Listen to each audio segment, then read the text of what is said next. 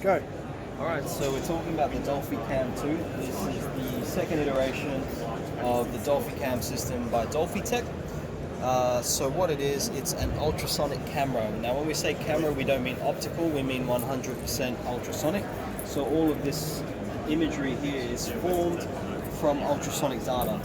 It uses what's called a matrix array, so that's instead of phased array where we work across one plane, we're actually working across two, a B-scan, a horizontal B-scan and a vertical B-scan. You can see here. Okay, and we stitch them together at a high refresh rate. I believe it's about 120 Hertz. To give us an image that is very responsive. So we have a few options in terms of our view here. So you can see we've got our vertical for our vertical plane. Okay, so when we're talking about vertical plane, we're talking about this way on this transducer, and then we have a horizontal, which is our horizontal on this transducer here. So we've got a C-scan view of the amplitude. Okay, so that tells us how strong the signal's coming back. Then we've got a time of flight, which gives us information about our time base, or the time that the sound has taken to go through, which we can then correlate with thickness. We also have a live 3D image down the bottom here.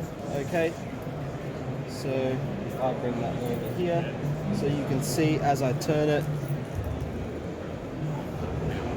we've got information in real time. We've also got C-scan information here, and for those of us who enjoy the classics, we've got the A-scan there. Can you show us how the scale on the colour gets changed over there? So the scale on the colour gets changed using this side cursor here. So you can make it as condensed, which gives you more sensitivity in terms of colours for depth, or you can go for a wider range. Same thing with the amplitude here as well. So, okay. Excellent. So we've also got the ability to change the A-scan. We have a fully rectified view. We have an envelope view, which is your fully rectified view, your unrectified view. So this is currently intended for GFRP, CFRP, and glass. So carbon fiber reinforced polymer, glass fiber reinforced polymer, aluminium laminate, composite, and metals. So Dolphitech wants us to be a one-stop shop for multi-materials. So the next update will be for corrosion. Is their intended application. So, and then eventually they want this to be able to go down and do welds. So what you get, the main part of the Dolphicam system is this DRM. So this is 128 by 128 elements. Okay, so 128 times 128 will give you how many individual elements you actually have. We have this, then we have a coupling at the front, which is designed to, well, from what we can gather, is designed to alter the beam in terms of being able to focus it at various depths, because different velocity couplings will have a different lensing effect at an interface. What about the frequencies? So we have anywhere from 0.5 to 15 megahertz, depending on your intended application. So the Dolphicam, I'll just close it. So the Dolphicam comes with a black box that attaches to, you can get a tough pad, okay? Dolphicam branded tough pad, but if you so desired, you can actually connect this up to a computer of your choice and run it off of that computer. So if you're attached to the surface, you can attach it, you can put that on a surface or whatever your heart desires. It can run 2 TRMs at once. We've got it running out to a screen here for our expo. You need a second computer for that. But you would need it, yep. And is there any sizing on that? So in terms of the sizing, all right, so we'll just talk about starting it up, okay? So it's fairly easy to start up. You turn it on, you get to inspection, okay? If you haven't calibrated it yet, you go into TRM calibration, and it's a bit It's a bit confronting for someone who's done ultrasonics for a few years, but all you need to do to calibrate the time of flight is press recalibrate time of flight while there's no coupling on the transducer. You don't need to do that And then very often, do you? amplitude, no, you don't. So what's up over here? We've got everything's connected. It's all green. We've got the battery. It's Okay. charged. There's two batteries, one on the top book, one on the black box. And then you press the button and it's go. Make sure we've got enough coupling, Yep, so we put some coupling on there. and then there we go. And then we can change our views here. There's our all view or our 3D view. Okay. You've got your C scan for time of flight, amplitude, B scan for your horizontal. Show us So if you some wanted of to, these menus here. I'll just go through measurement first, and then Oh, we'll. yeah, cool. So if you wanted to measure, you have options.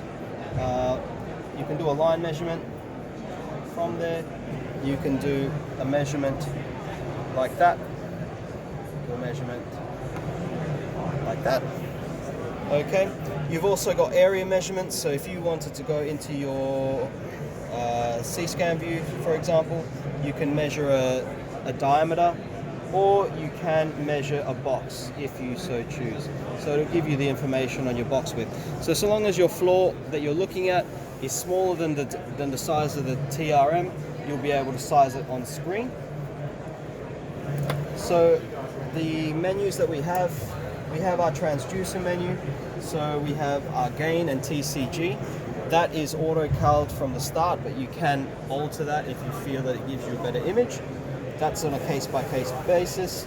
Transmitting elements, so we can change the amount of power that goes through. Usually I find that the sweet spot is somewhere between 8 and 16. Okay, our average.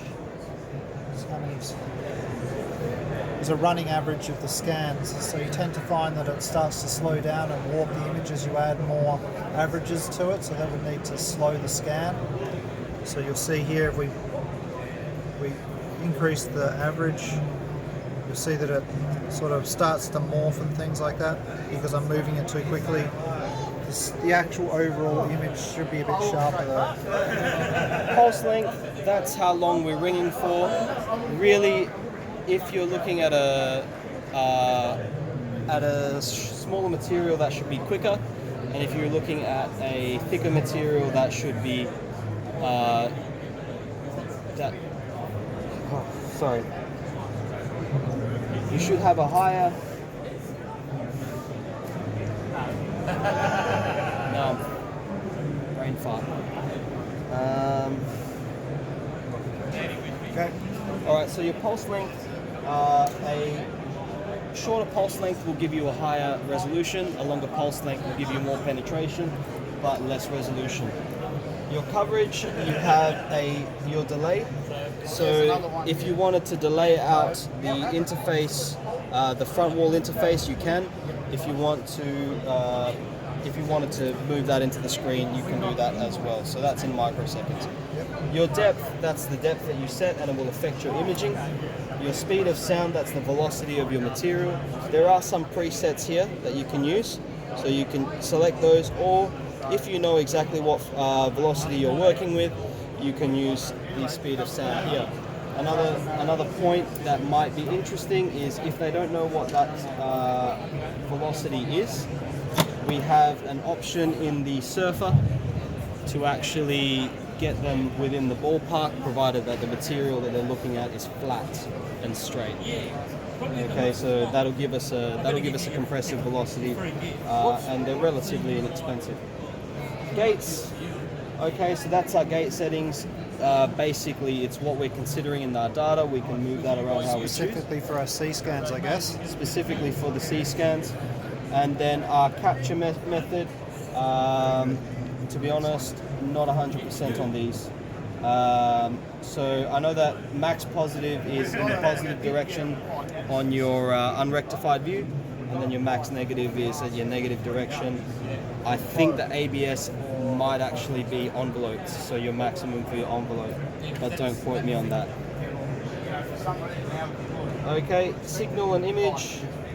Okay, we can go for full ABS, and this is where we go for the, so if we wanted to envelope the A scan, there you go, we've rectified that. Okay, or we can go back to our radio frequencies. Okay, full, there you go. And if we go for full, we can get polarity data, okay, so off of our time of flight. Most of the time they would probably be an envelope because you get higher amplitude signals, which makes it a bit easier for you to do your measurements. You can change color palettes as to whatever you think gives you the most contrast. And we can add image filters, so Gauss filters, median filters, or no filters, and we can do that for our time of flight as well. Tended to find tend the to like median. median. Median seems to be the best. Okay, awesome. Calibration, user preferences, really you only have units in there, and then stitching is the option for stitching together a scan.